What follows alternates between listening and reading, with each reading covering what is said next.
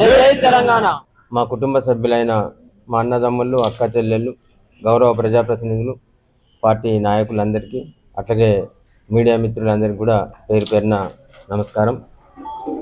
ఈరోజు తెలంగాణ రాష్ట్రంలో ప్రభుత్వం అవలంబిస్తున్న విధానాల పట్ల మరి రైతాంగం ఏ రకంగా ఉందనే పరిస్థితి మీ అందరికి కూడా తెలుసు. మనందరం కూడా ప్రత్యక్షంగా చూస్తూ ఉన్నాం.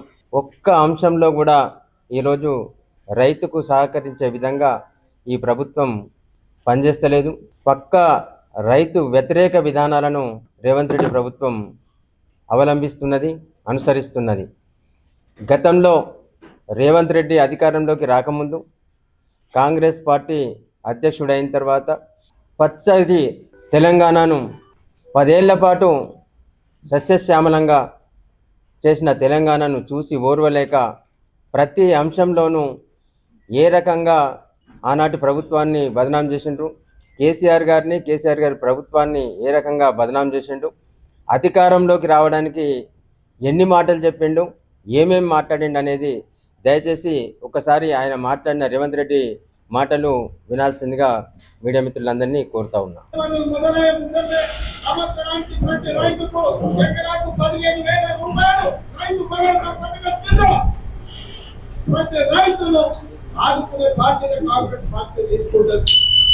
ఈసారి డిసెంబర్ 9 నాడు పేమెంట్ చేసి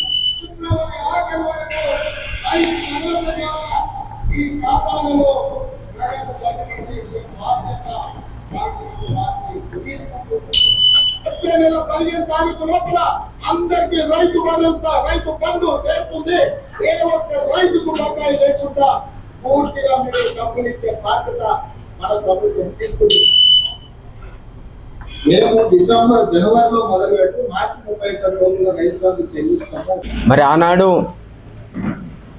కరోనా వచ్చిన 2020 కావచ్చు, 2021 కావచ్చు, కేంద్ర ప్రభుత్వం వడ్లు కొనకపోయినా కానీ మరి కరోనాలో తెలంగాణ రాష్ట్ర రైతాంగానికి ఇబ్బందులు జరగద్దని చెప్పేసి కేసీఆర్ గారు అనేక ఆటంకాలు కలిగించిన కేంద్ర ప్రభుత్వం, అనేక అడ్డంకులు కలిగించిన నిబంధనల పేరిట ఎలాంటి అనుమతులు ఇవ్వకపోయినా కానీ ఆనాడు రైతులు బతకాలి, 4 కోట్ల తెలంగాణ ప్రజలు బతకాలని చెప్పేసి వడ్లు కొని వెంటనే వారం రోజుల లోపల బ్యాంకులలో డబ్బులేసి ఆనాడు ప్రజలను బతికించుకున్న ప్రభుత్వం కేసీఆర్ గారి ప్రభుత్వం, బతికించిన ముఖ్యమంత్రి కేసీఆర్ గారు. మరి ఈరోజు ఎలాంటి ఆటంకం లేకపోయినా మరి ఇలా బోడిగుండుకు ఇంకా దేనికో అని చెప్పేసి అంటా ఉన్నాడు. మరి ఇలా నువ్వు ఆనాడు వడ్లు కొనకపోతే దళారు అన్నావు, బ్రోకర్ అన్నావు. ఇలా మరి రేవంత్ రెడ్డి బ్రోకరా ఎవరా అనేది మీరే చెప్పాలి. ఇలా రైతు బంధు మార్చి వరకు వేయాలి, జనవరి నుంచి స్టార్ట్ అయ్యి ఏదైతే వ్యవసాయ పనులు స్టార్ట్ అవుతాయో మార్చి లోపల అందరికి వేయాలి. ఈ సన్నాసి ఎత్తలేడు అన్నాడు. ఇప్పుడు సన్నాసి ఎవలో మరి సంస్కర్త ఎవలో ప్రజలకు తెలియజెప్పాలని చెప్పేసి కోరుతా ఉన్నాం. 40 రకాల సన్న వడ్లు ఇలా తెలంగాణ రాష్ట్రంలో రైతులు పండిస్తూ ఉన్నారు. 40 రకాలను ఈరోజు రైతులు వాటిని వినియోగిస్తూ ఉన్నారు సన్న ధాన్యం కింద. కానీ అన్ని రకాల వడ్లను కొంటా అన్న రేవంత్ రెడ్డి ఏ రకమైన వడ్లను పండించినా కానీ కొనే బాధ్యత రాష్ట్ర ప్రభుత్వాన్ని. తప్పకుండా ప్రతి కింటాలు కూడా 500 రూపాయలు బోనస్ ఇస్తా అని చెప్పేసి బోగస్ మాటలు చెప్పిన రేవంత్ రెడ్డి ఇలా బోనస్ దిక్కులేదు. అంతేకాకుండా 7 రకాల సన్నధాన్యాలకు మాత్రమే బోనస్ చెల్లిస్తామని చెప్పేసి మళ్ళీ అబద్ధపు మాటని చెప్పి ఇలా ఒక జీవో తీసిండు. మరి ఇలా సన్నాసి ఎవడు, బ్రోకర్ ఎవడు, దళారు ఎవడు, ఇలా అబద్ధాలు చెప్పి అడ్డదారిలో అధికారంలోకి వచ్చిన విధవ ఎవడో ఈ రాష్ట్ర ప్రజలు తెలుసుకోవాలని చెప్పేసి కోరుతా ఉన్నాం. ఇలా 3 వాళ్ళ వడ్లు కొని ఇంకా వర్షాలు స్టార్ట్ అయినా కానీ కళ్ళాలలో ధాన్యం ఉన్నప్పటికీ కూడా కేంద్ర ప్రభుత్వం కొంటలేదని చెప్పేసి కేంద్ర ప్రభుత్వం మీద నెట్టేసి ఇలా వడ్లు కొనమని చెప్పేసి కాంటాలు బంద్ అని చెప్పేసి ఎక్కడికక్కడ ఇలా రైతాంగాన్ని ఆందోళనలోకి నెట్టిన ప్రభుత్వం రేవంత్ రెడ్డి ప్రభుత్వం, ముఖ్యమంత్రి రేవంత్ రెడ్డి. మరి ఇంత దుర్మార్గమైన ముఖ్యమంత్రి, ఇంత నీచమైన ముఖ్యమంత్రి ఈ దేశంలో కాదు ప్రపంచంలోనే లేడనుకుంటా ఉన్నాం. తప్పకుండా నిజాంను ఎదిరించి నిజాంనే ఇక్కడ నుంచి పారదొలిన తెలంగాణ ప్రజల పౌరుషం తప్పకుండా ఏదైతే నువ్వు అధికారంలోకి వచ్చి అడ్డదారులు చెప్పి అడ్డమైన అబద్ధాలు ఆడి అధికారంలోకి వచ్చినావు, తప్పకుండా తెలంగాణ ప్రజల నిన్ను గద్దె దించేది ఖాయమని చెప్తా ఉన్నాం. 2014 కంటే ముందు 1,30,00,000 ఎకరాల ఆయకట్టు ఉంటే ఈరోజు 2,35,00,000 ఆయకట్టు పెరిగింది. అంటే 1,00,00,000 ఎకరాల ఆయకట్టు కేసీఆర్ గారి 10 ఏళ్ల పాలనలో పెరిగిందని చెప్తా ఉన్నాం. ఇలా 70 లక్షల రైతులను ముంచే విధానాలు తీసుకొచ్చి నువ్వు కేంద్ర ప్రభుత్వం కూడబొక్కుని చోటాబాయి బడేబాయి కూడబలుకొని ఇలా రైతాంగాన్ని దిక్కుతోచని పరిస్థితిలోకి నెడుతూ ఉన్నాం. ఖబర్దార్ రేవంత్ రెడ్డి, తప్పకుండా 70 లక్షల రైతులకు 4 కోట్ల ప్రజలకు బీఆర్ఎస్ పార్టీ అండగా ఉంటుంది. జంగ్ సైరన్ మోగిస్తాం, నిన్ను బజార్లో నిలదీస్తాం. తప్పకుండా నీ మెడలు వంచి నిన్ను రైతులకు సకాలంలో వడ్లు కొని రైతులకు రైతు బంధు రైతు వేసేదాకా, రైతాంగం పట్ల నీ విధానాలు మార్చుకునేదాకా ప్రజల పక్షాన ఉండి పోరాటం చేస్తామని తెలియజేస్తా ఉన్నాం. జై తెలంగాణ. కూడా నమస్కారం. ఇప్పుడే ఆగయ్య గారు చెప్పింది వల్ల సమావేశం ఏర్పాటు చేయడానికి కారణము అనేది విషయం చాలా క్లియర్గా చెప్పడం జరిగింది. ఇవాళ మనం మొన్న సాయంత్రం కాంగ్రెస్ ప్రభుత్వం, కాంగ్రెస్ క్యాబినెట్ ఏదైతే ప్రభుత్వం ఏదైతే ఉన్నదో, క్యాబినెట్ మంత్రివర్గం ఏదైతే నిర్ణయం తీసుకున్నదో, దీనివల్ల మనకు ఒకటే అర్థమవుతా ఉన్నది. వ్యవసాయానికి, రైతాంగానికి మరణ శాసనం రాసింది అనేది మనం ఖచ్చితంగా చెప్పుకోవాల్సిన అవసరం ఉంది. ఇవాళ రోజు కేంద్ర ప్రభుత్వం ఏది కొనమంటే అది కొంటాం, ఎంత కొనమంటే అది కొంటామని ఆయన మాట వచ్చిందంటేనే ఇంతకన్నా దరిద్రం లేదు, ఇంతకన్నా దురదృష్టం లేదనే మాట చెప్తా ఉన్నాను. 15 రోజుల ముందే జూన్ 15కు వార్నింగ్ ఇచ్చిండు కేంద్ర ప్రభుత్వానికి. కిషన్ రెడ్డికి వార్నింగ్ ఇచ్చిండు. జూన్ 15 లోపల నేను ఈ వడ్ల కొనుగోలు ఏదైతే ఉన్నదో ఇది కంప్లీట్ చేయకుంటే, ఇవన్నీ కూడా కాకుంటే అన్ని వడ్లు తీసుకొచ్చి నీ ఇంటి ముంగట పోస్తాం, మీ ఆఫీసులో పోస్తాం, తెలంగాణలో పండిన ధాన్యం అంతా అని అన్నాడు. ఒక్కటేసారి యూటర్న్ అయిపోయాడు. 15వ తారీఖు రాగానే మళ్ళా కాలు దాపకపన్నాడు, ఈ మాట మాట్లాడుతూ ఉన్నాడు. అంటే దీనివల్ల మనకి ఏమర్థమవుతా ఉన్నది, ఇది కొత్తగా కాదు. 2.5 సంవత్సరాల నుంచి రేవంత్ రెడ్డి గద్దెక్కిన నాటి నుండి ఇవాళటి వరకు అనేక మోసపూరిత వాగ్దానాలు, జూటా మాటలు ఏవైతే అంతకుముందు చెప్పిండో అవన్నీ కూడా ఉత్తయ్య అనేది అందరికీ కూడా తెలిసిపోయింది. ఇంకా కూడా మభ్యపెట్టే ప్రయత్నం చేస్తూ ఉన్నాడు. 15వ డేటు పెట్టి కిషన్ రెడ్డిని బెదిరించి భయపట్టించి ఏదో చేస్తా అన్నట్టు మాట్లాడి, నువ్వు బయటకు తిరగలేవు, అసలు తెలంగాణలోనే అడుగు పెట్టలేవు అన్నోడిని మళ్ళీ ఇలా వాళ్ళ సంకలనేది వచ్చి ఇలా వాళ్ళు ఎట్లా చెప్తే అట్లా మేము చేస్తాం, తానా అంటే తందానా అనే మాట చెప్తా ఉన్నాడు. మనం ఇవి చూస్తూ ఉన్నాం.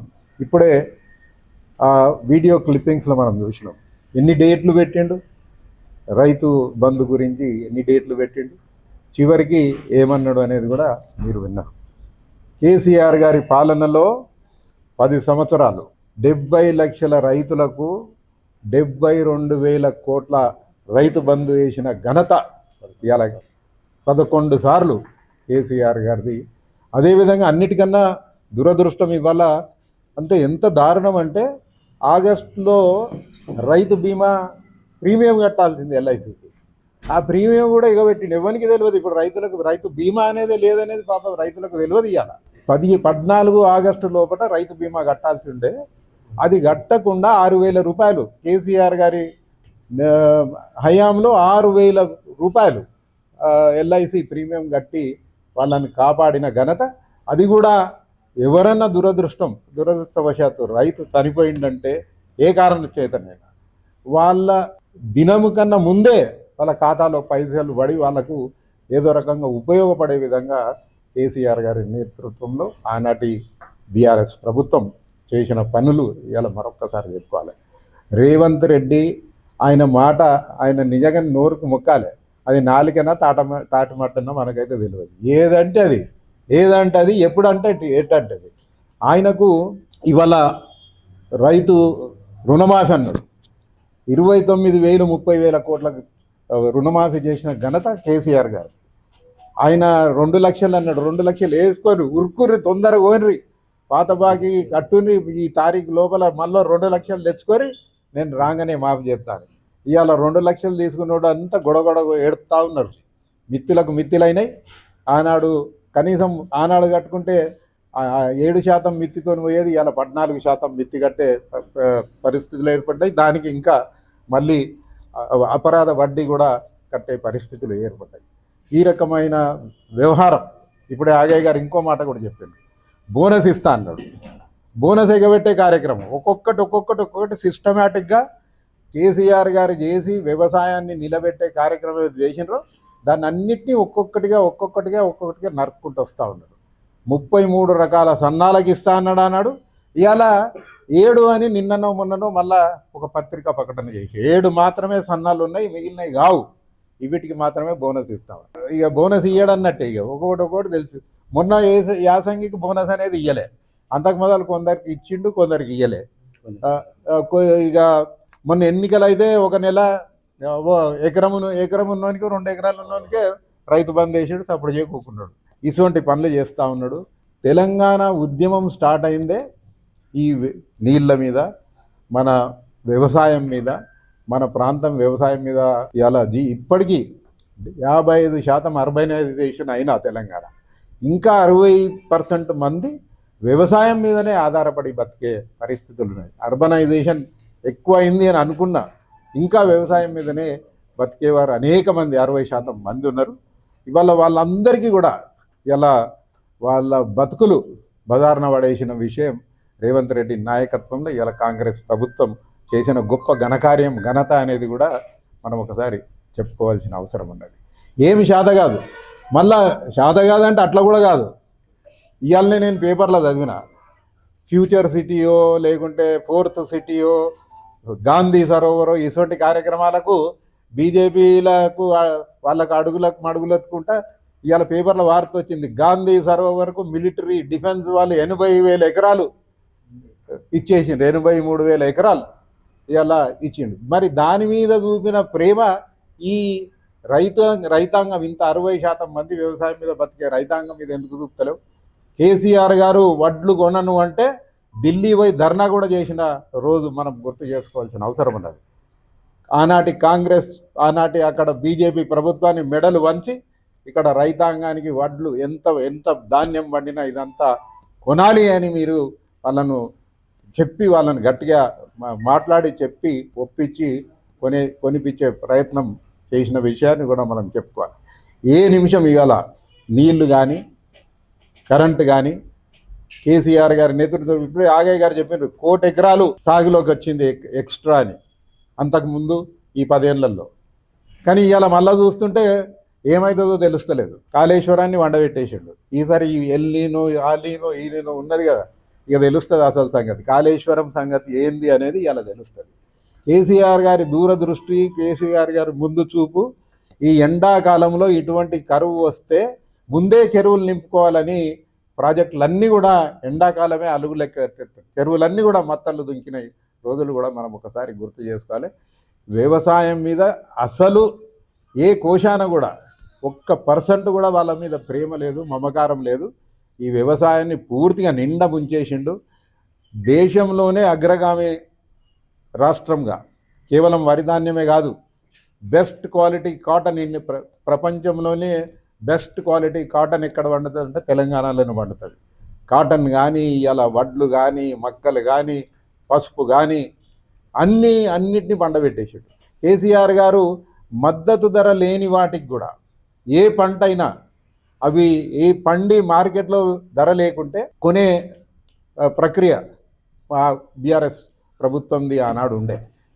కేవలం ఎంఎస్పి ఇచ్చిందో లేకుంటే కేంద్రం రేటు చెప్పిందో అనకుండా ఏదంటే అది శనగలు కూడా కొనడం జరిగింది అన్నాడు. కాబట్టి ఏ దాని మీద కూడా ఇడిచిపెట్టలేదు. వారి దూరదృష్టితోని, వారి ఒక ఆలోచనతోని వ్యవసాయాన్ని నిలబెడితే ఇవాళ మొత్తం దేశానికే ఇవాళ ఒక రైస్ బౌల్గా తయారై అందరికీ అన్నం పెట్టే విధంగా ఇలా తెలంగాణ తయారైన విషయం మనం ఖచ్చితంగా ఇక్కడ చెప్పుకోవాలి. రేవంత్ రెడ్డికి ఒకటే ఈ వేదిక నుండి చెప్తా ఉన్నాం, ఇవాళ నీ అన్న మాటలు ఏవైతే ఉన్నావో దీనివల్ల మాకు స్పష్టంగా అర్థమవుతా ఉన్నది. నువ్వు కొనను అని చెప్పటానికి కేంద్రం ఏదైతే ఉన్నదో వాళ్ళు ఎంత కొనమంటే అంత కొంటా అని చెప్పడానికి ఒకటే నిదర్శనం. మళ్ళా పంట ఇప్పుడు రైతులు ఒకటే, దీని ద్వారా రైతులు అర్థం చేసుకోవాలా, అప్రమత్తం కావాలా. మనం పండించే పంట వాళ్ళు ధర ఇచ్చే వరకు, కొనే వరకు ఊరుకుండేది లేదు. బీఆర్ఎస్ పార్టీ మీ వెంట ఉంటుంది. మెడలు వంచి, కాంగ్రెస్ కాదు ఎవడైనా కదా సరే, వాడిని మెడలు వంచి కొనిపించే ప్రక్రియలో మేమందరం కూడా మీతోని రైతులతో భాగస్వామ్యం అవుతాం. అప్పటిదాకా ఈ ఆందోళన ఆగకుండానే ముందుకు తీసుకుపోతూ ఉంటాం. కానీ రైతులు అప్రమత్తం ఉండాలి. ఇటువంటి ప్రభుత్వాన్ని నమ్మి మనం వ్యవసాయం చేస్తే ఇబ్బందులు అవుతాయి. కాబట్టి మనం కూడా కొద్దిగా హుషారుగా ఈ ప్రభుత్వం మీద ఆధారపడకుండా ఇలా చూస్తూ ఉన్నాం. నేను 22 ఏళ్ళ 21 ఏళ్ళు దాటి 22 సంవత్సరాలు అయి సహకారంలో ఎన్నడూ కూడా ఇంత దరిద్రం చూడలేదు. ఒక్క యూరియా బస్త కాదు, ఇవాళ డిఏపి లేదు, 2020 లేదు, కాంప్లెక్స్ ఎరువు లేదు. ఈ సమయంలో మా సొసైటీస్లో, ప్రతి సొసైటీలో కేసీఆర్ గారి పుణ్యమా అని 2 నుంచి 3 కోట్ల విలువ గల ఎరువులను నిల్వ పెట్టుకునేటోళ్ళం. ఏప్రిల్ మే మాసంలో, మే జూన్లో అన్ని గోదాములు ఫుల్. మా గోదాములు సరిపోతే ఇల్లు కిరాయి తీసుకొని కూడా నిల్వ పెట్టుకున్న రోజులు. ఇలా ఇప్పుడు నయం ఉంది. ఈ వర్షం ఒకవేళ పడినట్టయితే ఈ కాంగ్రెస్ ప్రభుత్వం సంగతి తెలుస్తుండే. ఒక్కొక్కని కాంగ్రెస్ అని ఏడగనబడితే ఆడ చెప్పు తీసుకొని కొడుతురు రైతులు. ఎరువు బస్తలేదు. ఇప్పుడు దుంతే సాగు చేస్తే కాంప్లెక్స్ ఎరువు ఒక్క సంచి కూడా ఇలా లేదు, ఏ గోదాములో కూడా లేదు. ఎందుకు లేదో మనకు అర్థం. ఇప్పుడు నేను నిన్న అటు పోయినా కొన్ని జాగాలకు, ఆడ పోతే ఎందుకు లేదండి మా దగ్గర ఎప్పట్లాగానే మున్పట్లాగానే స్టాక్ పెట్టుకున్నామని వేరే వాళ్ళు చెప్తా ఉన్నారు. మన ముఖ్యమంత్రికి సోయి లేకనా, ఆలోచన లేకనా, లేకుంటే నిర్లక్ష్య వైఖరి ఇది. వ్యవసాయం పట్ల ఈయనకున్న దీనివల్ల మనకు స్పష్టత ఏర్పడతా ఉంది. వ్యవసాయం అంటే లెక్కలేదు, ఈయనకు దిక్కు లేదు. వ్యవసాయం ఏమున్నా రియల్ ఎస్టేట్ వ్యాపారి. వ్యవసాయ భూములను అన్నింటినీ రియల్ ఎస్టేట్లకు మార్చి నాలా కన్వర్షన్లు చేయాలి, భూముల ముగ్గురే పరిస్థితి తప్ప ఇంకో ముచ్చట అర్థమైతే లేనట్టున్నది ఆయన. కాబట్టి ఇటువంటి వ్యవహారం ఏదైతే చేస్తూ ఉన్నాడో, దుర్మార్గపు పాలన ఏదైతే ఉన్నదో ఖచ్చితంగా ప్రజలు చరమగీతం పాడతారు. రోజులు లెక్క పెట్టుకున్నాడే ఇప్పుడు. ఇక ఇది అయిపోయింది, ఇక దగ్గర పడ్డాయి ఈ రోజులు లెక్క పెట్టుకున్నాడే. నువ్వు మళ్ళీ ఎన్ని మాటలు చెప్పినా, ఎన్ని అబద్ధాలు చెప్పి మభ్యపెట్టినా ఎవ్వడు కూడా నిన్ను ఇక నమ్మే పరిస్థితి లేదు. నీ ప్రభుత్వాన్ని నిన్ను నమ్మే పరిస్థితి లేదు. రేవంత్ రెడ్డి, నువ్వు రైతు బిడ్డవంటావు, ఊర్లో పుట్టినవన్నీ అంటావు, వ్యవసాయంతో మీదనే బతికినవన్నీ అంటావు. ఇవాళ నువ్వు చేసిన ఘనకార్యం వల్ల ఇవాళ యావత్ తెలంగాణ రైతాంగానికి ఉరివేసినట్టు అయింది తప్ప నువ్వు రైతాంగానికి ఏం చేయలేదు. కాబట్టి ఇప్పటికైనా నీకు సోయి ఉంటే, ఇప్పటికైనా తెలివి ఉంటే, నీ మాట ఏదైతేనో కాళేశ్వరం ప్రాజెక్టును దాన్ని వెంటనే మరమ్మతు చేసిన ఈ సీజన్కి అందదు. కానీ నీళ్లు పంపింగ్ చేసే కార్యక్రమం చేయాలి. ఎవరి మీదనో కోపం పెట్టుకొని ఆయన చేసినాయని ఉల్టా రాస్తాను, అన్ని పేర్లు మార్చి రిబ్బన్లు కత్తిరించి, నిన్న మోడల్ స్కూల్ మనం కట్టిన బ్రహ్మాండమైన మోడల్ స్కూల్కి రంగులేసి తెలంగాణ పబ్లిక్ స్కూల్ అని రిబ్బన్లు కత్తిరి ఒక ఇటువంటి కార్యక్రమం చేస్తున్నావు తప్ప, యంగ్ ఇండియానో తెలంగాణ ఇటువంటివి చేస్తున్నావు తప్ప ఏ ఒక్కటి కూడా ప్రజలకు ఉద్ధరించే కార్యక్రమం చేస్తున్నావు. ముఖ్యంగా వ్యవసాయాన్ని, ఎలా ఈ వ్యవసాయానికి అండగా నిలవలసిన అవసరం ఉన్న సమయంలో, ఈ కరువు పరిస్థితులు నెలకొంటున్న పరిస్థితుల్లో నువ్వు వ్యవసాయం పట్ల చూపుతున్న ఏవైతే సవతి తల్లి ప్రేమ, ఇది పనికిరాదు. నిన్ను ఊరుకునేది లేదు. బీఆర్ఎస్ పార్టీ రైతాంగం పట్ల నిలబడి నిన్ను గద్దె దించి పారదోలేదాకా ఖచ్చితంగా రైతాంగం కూడా ఉంటుందనే మాట కూడా తెలియజేస్తూ జై తెలంగాణ. ఇక విలేకరుల సమావేశానికి ఇచ్చేసిన సిరిసిల్ల నియోజకవర్గ సభ్యత్వ సార్ ఇన్ఛార్జ్ సోదరి తులమ్మ గారికి, పెద్దలు నాస్కప్ చైర్మన్ కొండూరు రవీంద్రరావు గారికి, అదేవిధంగా బీఆర్ఎస్ పార్టీ జిల్లా సారథి తోటాగయ్య గారికి, మరి కార్యక్రమం పాల్గొన్న బీఆర్ఎస్ పార్టీ శ్రేణులందరికీ, ఈ పత్రికా విలేకరుల సమావేశంలో పాల్గొన్న ప్రెస్ మిత్రులందరికీ కూడా నమస్కారం. ప్రత్యేకించి ఈనాడు రైతుల గురించి మాట్లాడే ప్రెస్ మీట్. పెద్దలు కేసీఆర్ గారు 2 విషయాలు చెప్పినాయి, మళ్ళీ గుర్తు చేద్దాం అనుకుంటున్నా. బీఆర్ఎస్ పార్టీ అధికారంలోకి వచ్చిందే సార్ చెప్పింది ఏంటంటే, రైతేడ్చిన రాజ్యం ఎద్దేడ్చిన వ్యవసాయం బాగుపడదని, దాన్ని దృష్టిలో పెట్టుకుని రైతులను ఏ విధంగా అప్రమత్తం చేయాలి, వ్యవసాయ పెట్టుబడులను ఏ విధంగా పెంచాలి, వ్యవసాయ పంటలు ఏ విధంగా పెంచాలనే దాన్ని ప్రధానంగా తీసుకుని ఉన్నారు. మరి అంతేకాకుండా నా తెలంగాణం కోటి రతనాల మాగాణం అని ఒక నినాదాన్ని తీసుకుని తెలంగాణ రాష్ట్రంలో అప్పటికున్న ఆయకట్టును స్థిరీకరించడమే కాకుండా 45 లక్షల కొత్త ఆయకట్టును కూడా సృష్టించిన ఘనత కేసీఆర్ గారికి దక్కుతుంది. మరి ఏనాడు కూడా ఆనాడు కేసీఆర్ గారు హామీలు ఇవ్వలేదు, బాండు పేపర్లు రాసియలేదు. ఎన్నికల హామీ 2018లో కానీ మనం హామీలు ఇవ్వలేదు రైతులకు. అయినప్పటికీ రైతు బంధు అనే ఒక వినూత్నమైన మానస పత్రిక కేసీఆర్ గారు ద్వారా పెట్టుకుని ఎకరాకి 5,000 ప్రతి పంటకు ముందుగానే మిత్రులకి సందర్భంగా గుర్తు చేయదలుచుకున్నా. రాష్ట్రమే కాకుండా ప్రపంచం అంతా కూడా వణికిపోతున్నటువంటి కరోనా సందర్భంలో కూడా మంత్రులకే కానీ ఎమ్మెల్యేలకు కానీ జీతాలు ఆపి కూడా రైతు బంధు వేసిన ఘనత పెద్దలు కేసీఆర్ గారికి దక్కుతుంది. మరి ఆ విధంగా రైతులకు పెట్టుబడి సాయం, వ్యవసాయ పన్నులు ప్రారంభం కాగానే పెట్టుబడి సాయం అందిస్తూ అప్పటికే వ్యవసాయ అధికారులతో చర్చించి కాంప్లెక్స్ కానీ యూరియా కానీ బస్తాలన్నీ కూడా సొసైటీల ద్వారా ఇందాక పెద్దలు రవీంద్రరావు గారు చెప్పినట్టు వారికి పూర్తి అనుభవం ఉంది. ఆ రకంగా ముందుగానే ప్రొక్యూర్మెంట్ చేసి కొన్ని రాష్ట్రాల్లో వరి ఎక్కువగా పండించరు. ఏ రాష్ట్రాలు అయితే వరి పండించరో వారి దగ్గర నుంచి సంప్రదింపులు జరిపి మన వ్యవసాయ అధికారులను, ఎమ్మెల్యేలను, వ్యవసాయ శాఖ మంత్రులు ఉన్న వాళ్ళని పంపించి ఆ ఎరువులన్నీ కూడా తీసుకొచ్చి మన తెలంగాణలోని గోదాములన్నీ కూడా నింపిన ఘనత కేసీఆర్ గారికి దక్కుతుంది. ఆ విధంగా ఏ కారణం చేతైనా రైతు చనిపోతే వారికి రైతు బంధు అని ఒక వినూత్నమైన పథకం మనందరికీ తెలుసు. రైతు దిగుబడి రాక బెంగతో ఎప్పుడైనా ఆత్మహత్య చేసుకున్న సందర్భంలో చనిపోతే 5 లక్షల రూపాయలు అది ఏ ప్రైవేట్ ఏజెన్సీకో ఇచ్చినట్టయితే సక్రమంగా అమలు జరుగుతుందో లేదని ఒక అపనమ్మకంతో ఎల్ఐసినే నమ్మిండి. ఎందుకంటే భారత ప్రభుత్వం ద్వారా నడుస్తున్న ఎల్ఐసి ద్వారా ఎవరైతే చనిపోతారో వారికి సంబంధించిన కాగితాలు అంపజేయగానే 15 రోజుల లోపల 5 లక్షల సందర్భాలు ఎంతోమందిని మనం చూసినాం. మరి అలా జనవరి నుంచి 7,600 మంది రైతులు చనిపోయి ఉన్నారు. వారందరికీ కూడా రైతు బీమా రాలేదు. ఏ రకంగా వస్తుంది మాకు కోర్సులో ఉందంటారు కానీ పెద్దలు ఇందాక రవీంద్రరావు గారు చెప్పినట్టు 6,500 కోట్ల రూపాయలు ఆగస్టులో కట్టాల్సింది ఇప్పటికీ కట్టలేదు. 7,600 మంది రైతులు చనిపోయారు. వారి భవిష్యత్తు, వారి కుటుంబాల భవిష్యత్తు అగమ్య గోచరంగా ఉంది. మరి ఈ విధంగా రైతును దెబ్బతీసేదానికి రేవంత్ రెడ్డి గారు తీసుకున్న పథకాలు ఒక 3ని మీ ముందు తెలుసుకున్నా. నిన్న మొన్నటి వరకు కూడా పత్రికా విలేకరులందరికీ తెలుసు, రైతు ధాన్యం కొనుగోలు అనేది కేసీఆర్ గారు ముఖ్యమంత్రిగా ఉన్నప్పుడు ప్రతి మండల స్థాయిలో నాయకులను, ప్రజాప్రతినిధులను ఇన్వాల్వ్ చేసి ధాన్యం తొందరగా లిఫ్ట్ చేసే ప్రయత్నం చేశారు. ఇవాళ మృగశిర కార్తె వచ్చి కూడా ఇవాళకి 10 రోజులైనా ఇప్పటికీ ధాన్యం కొన్ని చోట్ల ఇంకా మిగిలే ఉన్నది. మొన్నటి వరకు కూడా రైతులు ఎంత అవస్థపడ్డారు. అకాల వర్షాల ద్వారా రైతులు కల్లాల మీద చనిపోతే కూడా దయలేని రేవంత్ రెడ్డి గారి ప్రభుత్వం కనికరించలేకపోయింది.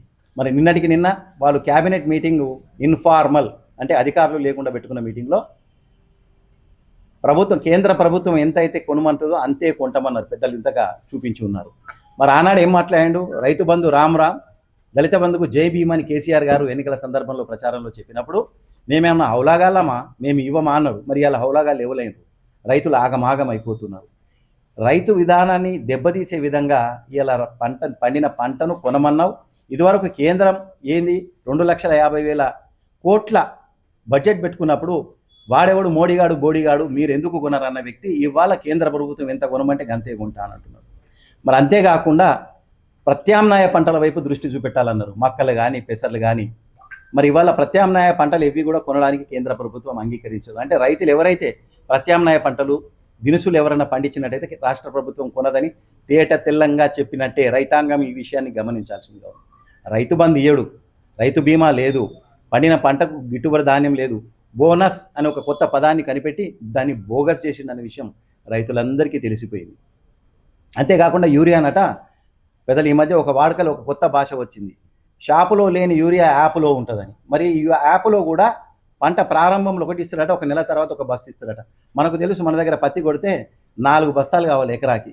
ఈ విధంగా 2 బస్తాలు ఇస్తే మరి ఎక్కడ కొట్టుకోవాలి? ఆ విధంగా రైతాంగాన్ని నిర్వీర్యం చేసే ప్రయత్నం ఇదొకటైతే, ఇలా కూలేశ్వరం అనే ఒక దుర్మార్గమైనటువంటి ఆలోచనతోని కాళేశ్వరం నుంచి నీళ్లు రాకుండా చేసి రైతులకు నీళ్లు రాకుండా చేయడం, యూరియాలు ఇవ్వకపోవడం, సకాలంలో రైతు బంధు ఇవ్వకపోవడం, ఇవే కాకుండా ఇంకొక ప్రమాదకరమైనటువంటి విషయాన్ని ఈ సందర్భంగా ప్రత్యేకించి చెప్పాల్సిన తప్పది. ఏ విధంగానంటే మనకి ఇప్పుడు ఉన్నాయి విద్యుత్ పంపిణీ విధానంలో 2 కంపెనీలు, northern power distribution company, southern power distribution company.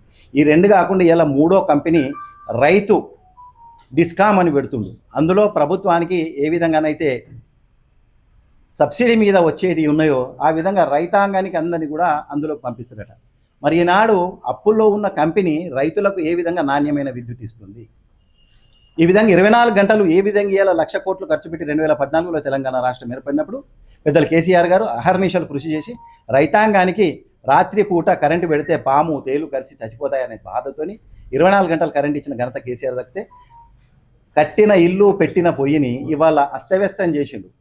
మీరు ఒక్కసారి పాత మాటలు గుర్తు తెచ్చుకుంటే ఈయన PCC అధ్యక్షుడిగా అమెరికా వెళ్ళినప్పుడు రైతులకు 3 గంటల విద్యుత్ ఇస్తే సరిపోతుందని అన్నాడు. మరి అదేవిధంగా మొన్నటికి మొన్న రైతు డిస్కాం హియరింగ్లో ERC దగ్గర రైతు కమిషన్ చైర్మన్ కోదండరెడ్డి గారు స్వపారమైన అనుభవం వ్యక్తి అని గౌరవించాల్సిన పెద్దగారుగా మనకి మనమైతుంది. మరి వారేమన్నారు 3 గంటల విద్యుత్ ఇస్తే సరిపోతుందంటారు. దానికి ఇదే చెప్తున్న ఏంటంటే కొత్తగా జీవో తీసిరు డిస్కాంలలో రైతులకు రిన్యూవబుల్ ఎనర్జీ అంటే సంప్రదాయంగా వచ్చే విద్యుత్తును అంటే ప్రధానంగా మన దగ్గర వచ్చేది ఈ ఎండ ఎంతసేపు ఉంటే అంతసేపు అంటే మనకు దాదాపుగా నేను తెలుసుకునే కొంతమంది విద్యుత్ అధికారులతోని పొద్దున 10 గంటల నుంచి 4 గంటల వరకు విద్యుత్ జనరేషన్ ఎక్కువగా జరుగుతుంటుందట రిన్యూవబుల్ ఎనర్జీలో. మరి ఆ కరెంటు ఇస్తానంటే 11 నుంచి 4 గంటల వరకు రైతు ఇస్తే ఆ ఎండపూట ఇక్కడ రైతులు కొంతమంది విలేకరులు ఉన్నారు, అందరు ఉన్నారు, ఎండపూట ఎవరైనా నీళ్లు పడితే ఆ వేడికి ఒక మడి దాటి రెండో మడికే రాదు. మరి అట్లాంటి విద్యుత్తునిచ్చి రైతాంగాన్ని ఒక్క రకంగా కాదు పరి విధాలుగా వేధించి రైతు అనేటోని నడ్డి విరిచి ఆనందపదే రేవంత్ రెడ్డి గారిని ఇంటికి పంపే సమయం ఆసన్నమైంది. బీఆర్ఎస్ పార్టీ ఈ విధమైన సమావేశాలే కాకుండా రైతులను సందర్భపరిచేది, వారిని రైతులు ఎక్కడ కర్ర కాస వాత పెడతారో మనం చూస్తుంటాం, చుట్ట పెట్టుకొని కాలుస్తుంటాడు ఆ పెద్దన్న. ఎక్కడైతే వారికి కోపం వస్తుందో అది తిరిగేసి ఎక్కడ కాలువలను కాలుస్తారు. అంతవరకు రైతులను ఎడ్యుకేట్ చేసి ఈ సమస్యలను రైతాంగాన్ని, భారతదేశం ఏదైతే ఉందో వ్యవసాయం ప్రధానమైనటువంటి దేశం, మిగతా వాటన్నిటి కూడా ప్రధానంగా ఎక్కువ మందికి వ్యవసాయమే ఉపాధి కల్పిస్తుంది. మరి అట్లాంటి ఆ రంగాన్ని కనుక నిర్వీర్యం చేసినట్టయితే నిరుద్యోగిత కూడా పెరుగుతుంది. కాబట్టి రైతులను చైతన్యం చేయాలి. రేవంత్ రెడ్డి మెడలు వంచి కరెంటు తీసుకోవాలి, యూరియా తీసుకోవాలి, రైతు బంధు తీసుకోవాలి, రైతు బీమా తీసుకోవాలి, ఇవన్నిటి పట్ల పోరాటం చేయాల్సిన సమయం ఆసన్నమైందని తెలియజేసుకు రైతాంగం కూడా అప్రమత్తం ఉండి ప్రతి చోట చర్చ పెట్టాలి. పొద్దున్న టీ తాగే కాడ కానీ ఎక్కడ కానీ రేవంత్ రెడ్డి చేస్తున్న అకృత్యాలను ప్రజలందరికీ తెలియజెప్పాలి, రైతులందరికీ తెలియజెప్పే బాధ్యత కూడా బీఆర్ఎస్ పార్టీ తీసుకుంటుందని తెలియజేసుకుంటూ నాకు అవకాశం ఇచ్చిన పెద్దలందరికీ కూడా నమస్కారాలు తెలియజేసుకుంటూ సెలవు తీసుకుంటున్నాను. జై తెలంగాణ. కాకన్న గారికి, ప్రవీణ్ అన్న, అదేవిధంగా మండల ప్రెసిడెంట్స్, టౌన్ ప్రెసిడెంట్, కౌన్సిలర్లందరికీ పేరు పేరున, ప్రెస్ మిత్రులకి ముఖ్యంగా అందరికీ పేరు పేరున తెలంగాణ ఉద్యమ నమస్కారాలు. మీ అందరికీ తెలుసు, రైతే పునాదిగా తెలంగాణ రాష్ట్ర సాధనే జరిగింది. రైతులను దృష్టిలో పెట్టుకొని తెలంగాణకు కావాల్సినటువంటి నీళ్లు, నిధులు, నియామకాలు ఈ 3 అంశాల పైన ఆధారపడే మనం తెలంగాణ రాష్ట్రం తెచ్చుకున్నాం. కాబట్టి తెచ్చుకున్నటువంటి తెలంగాణను బాగు చేసుకోవాలి. తెలంగాణలో ఉన్నటువంటి అన్ని వర్గాల ప్రజలు సంతోషంగా ఉండాలి. అందులో ముఖ్యంగా రైతులు కన్నీళ్లు పెట్టొద్దు.